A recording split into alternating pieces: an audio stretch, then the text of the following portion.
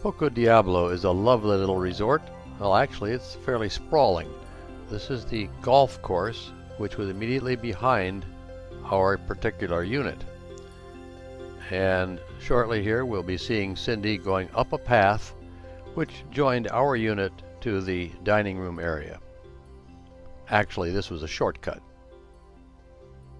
All of these pictures are taken with my iPod Touch, which is an impressive little camera, but as you can see when you walk along, things jiggle a little bit. This beautiful pond is immediately off the dining room or the bar terrace. In the background are some more of the units. There was a lovely rainbow and the roses growing around this pond.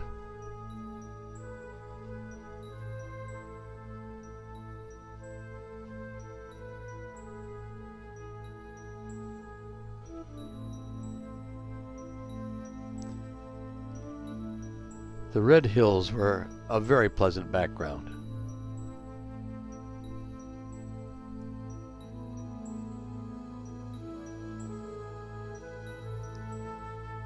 A quick dip in the pool, the first one of the day actually. Cindy had two of them. I remained out of the pool the first time so I wouldn't have to climb into a wetsuit in the afternoon.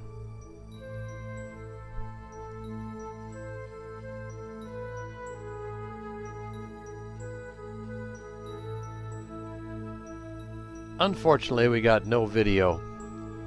I just forgot to take it. I was so enthralled by the grandeur of the site.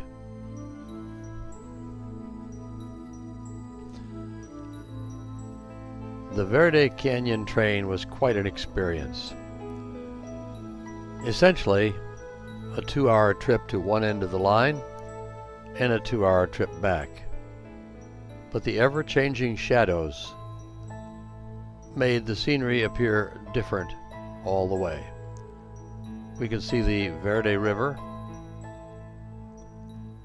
down in the close-up in the valley.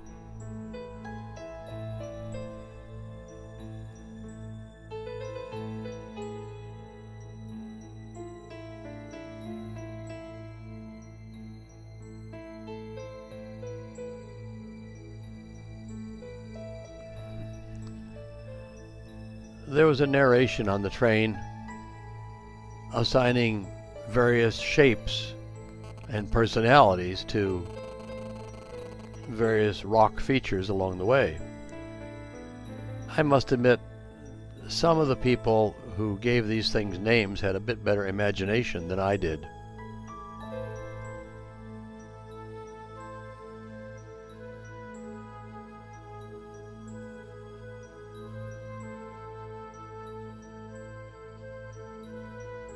Now we're coming up on the Abraham Lincoln, where you can see the tree growing out of his forehead on the right-hand side there. I'm zooming in on it.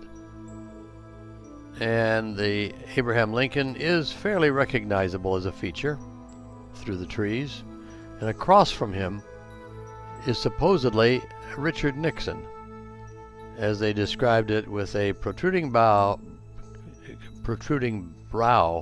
There he is right there on the right. And a weak chin.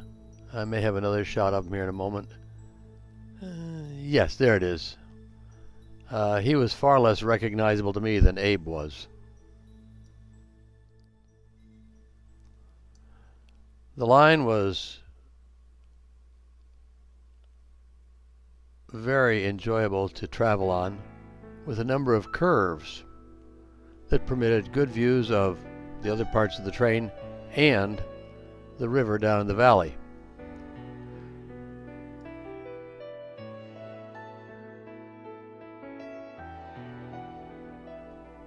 This is a good example of the ecosystem around the river. The trees and greenery along the river as compared to the relatively dry and desert-like conditions a little higher up. There's the green sections.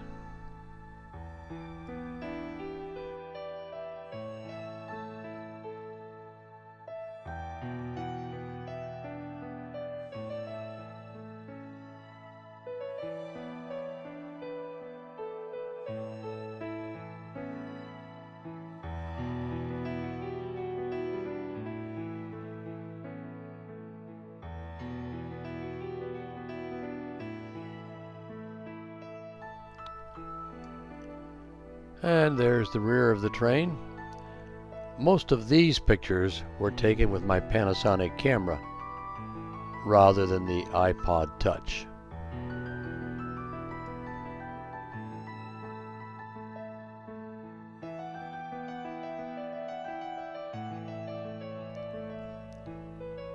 Here we have Cindy and a few other passengers standing on the open-air observation car. There was one of these cars about every fourth car on the train, and people could leave their assigned seats and go out and stand in the open air. It really makes a wonderful viewing platform.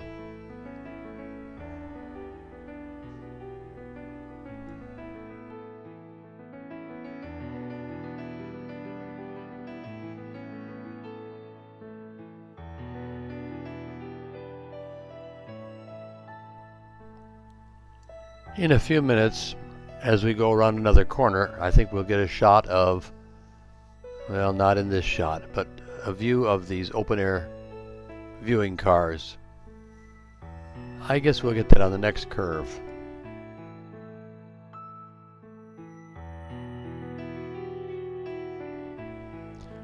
Our car interiors were very plush with almost couch or sofa-like seats.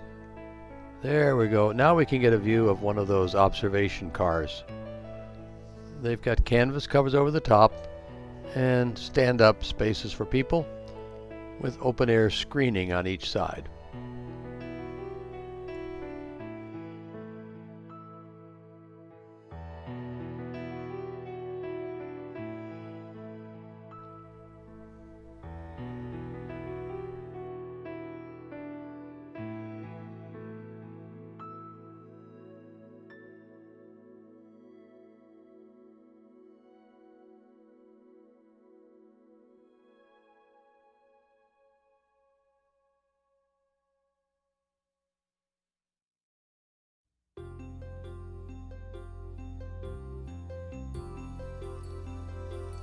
The rock walls were sometimes very close to the train, and people were warned to keep their arms inside those observation cars.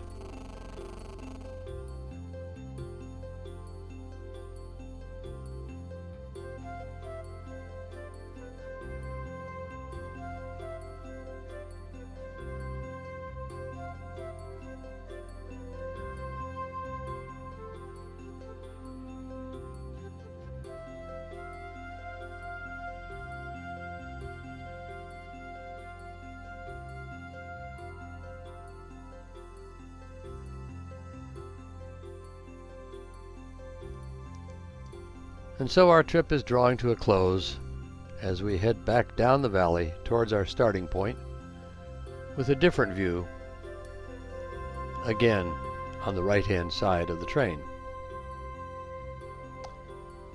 All in all, I would highly recommend the Verde Canyon Railroad ride if you ever get in the vicinity of Sedona.